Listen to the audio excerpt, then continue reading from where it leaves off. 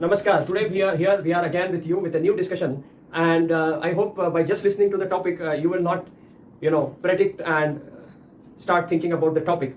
But the headline which I would like to give you, or which has imposed me to put up this video in front of you, is in terms of earning wealth, people are losing their health, and in terms of gaining health, they are losing their wealth. And this wealth imbalance and the game continues lifelong, and we die a failure. So the topic of concern is not about your health or someone else's health or likewise, but this is just an example which I would like to quote so that we can frame the topic accordingly, and my message which I would like to convey gets conveyed. So if you see, just with a single sneeze in the urban area, people run to MD medicine and get a list of drugs or whatever is required for feeling better, and just for a sneeze or a couple of days, if you have some body ache, they run. Or otherwise, if they have fever or headache, they immediately call up their family doctor, MD physician, or anyone whom they know, and the cycle starts. I need not explain to the urban people.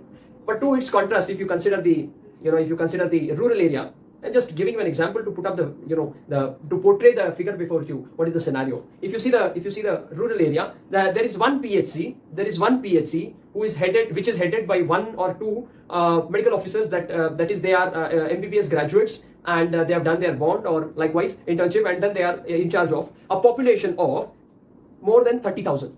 Okay, this is what the infrastructure or the branching pattern of the medical infrastructure states. So if you see a population of a village is around 2 to 5,000, not more. And if you consider a population of 30,000, around 5 to 10 villages, combiningly get this figure of this population. So basically 5 to 10 villages have one PHC, that is primary healthcare center, then is the community healthcare center, then is the district level healthcare center.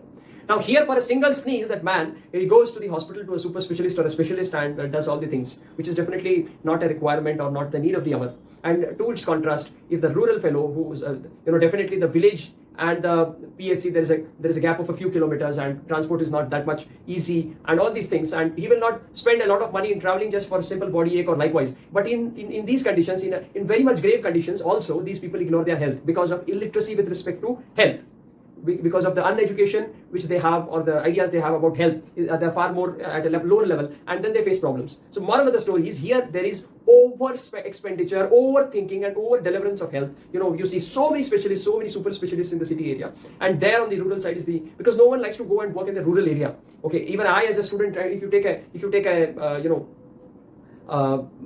a chart, or if you take a competition, or if you take a question answer session or a feedback, you can say, you will find most of them would like to come to the urban area, definitely, because everyone thinks of themselves. But if you want to think about the nation as a whole, then our progress hardly matters, very much less in that. If everyone progresses, then only we can progress.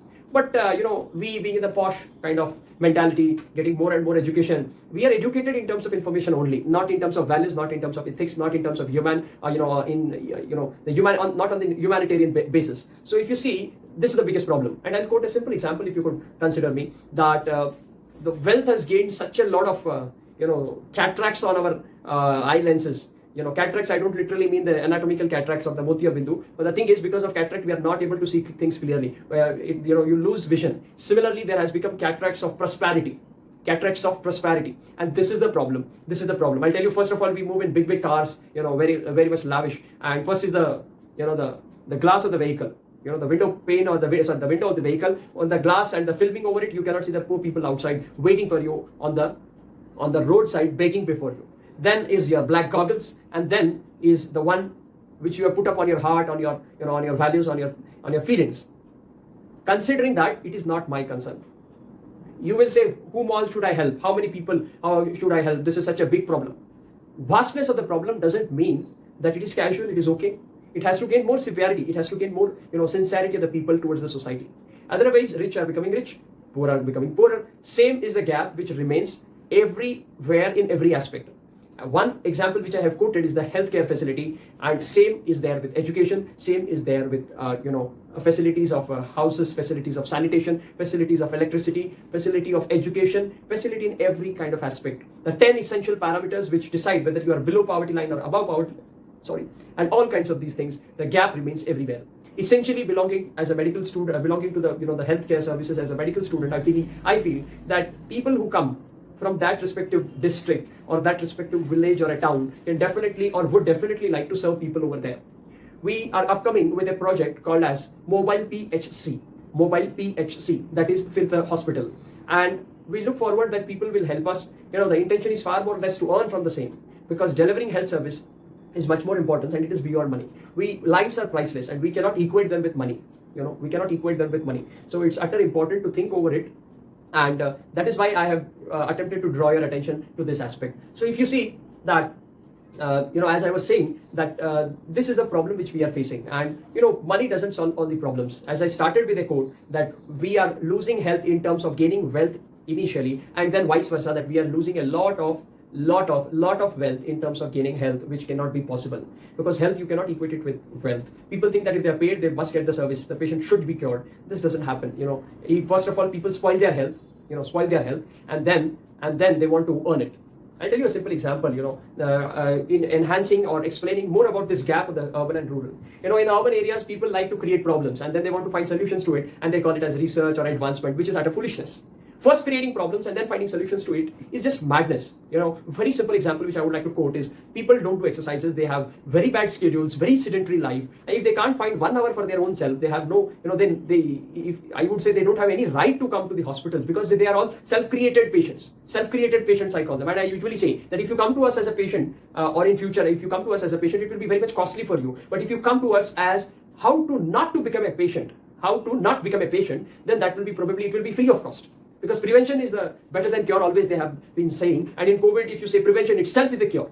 In the COVID, if you say prevention itself is the cure. So as I was depicting to you in front of you, that this gap between you, that see here in the urban area, people are creating the problem. They're very sedentary lifestyle, eating junk. I don't say junk food because it's not food, it's junk. And of course, it's their choice, they say. But then, first of all, they're creating problems for them. They are purchasing the disease. Only that things don't happen drastically and the effect is not seen immediately. So they keep on enjoying it for 8 or 10 years. And then all their life later, they keep on banging their head to healthcare facilities and healthcare buildings. So first creating the problem by such kind of lifestyle, and then, alcohol and all these things, tobacco. And then later they keep on spending a lot of money, lot of money over it. And this is the problem. And we are developing super specialty over it. As I was telling you, the example of NSAIDs, that is the painkillers. So now we are advancing towards the research, like they call it as organ grafting, or organ grafting only, or you can say they're cloning. So organ cloning. So if you see, the most common transplants is of the kidney, and one of the most common causes is chronic use of painkillers.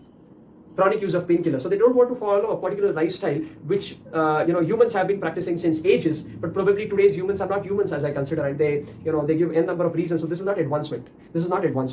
And they're spoiling their health, they're not following, and then taking up painkillers for every small thing, small headache, first of all, their diet is not proper, so they don't get all kinds of nutrients, and nutrients are available naturally, but idiotically they are behind the supplements and all whatnot.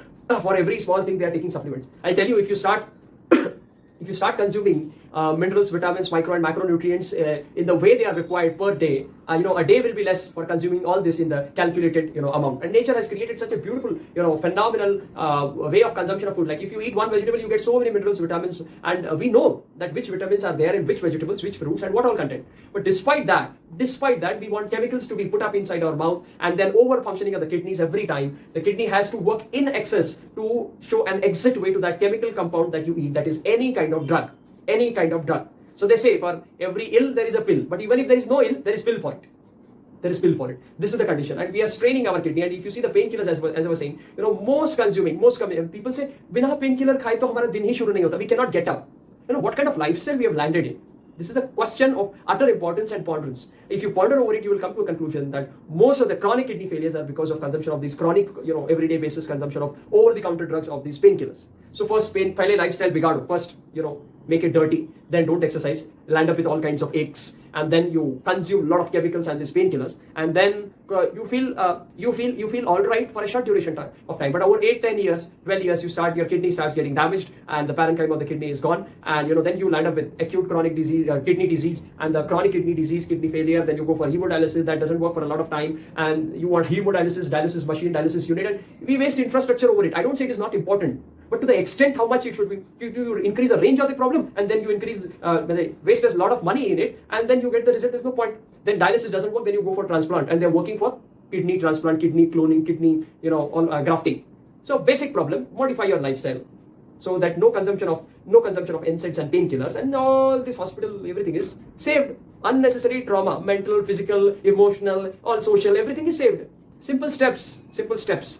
So it's your voice choice. This is on the urban side. And on the rural side, if you see, even if they're having fractures, dislocations, they're not able to come up to this, this service because of the transport and all these problems, or even someone they're not having enough knowledge about it. And they'll end up into problems. Simple problems become complicated, unnecessary. So it has to be, this gap has to be bridged up. And I believe this is the responsibility of we generation to work onto it. So I hope you get, and we become human. We become more and more emotionally responsible towards the society, socially responsible. And money is not everything. We can't consider it. And hope you understand. Thank you.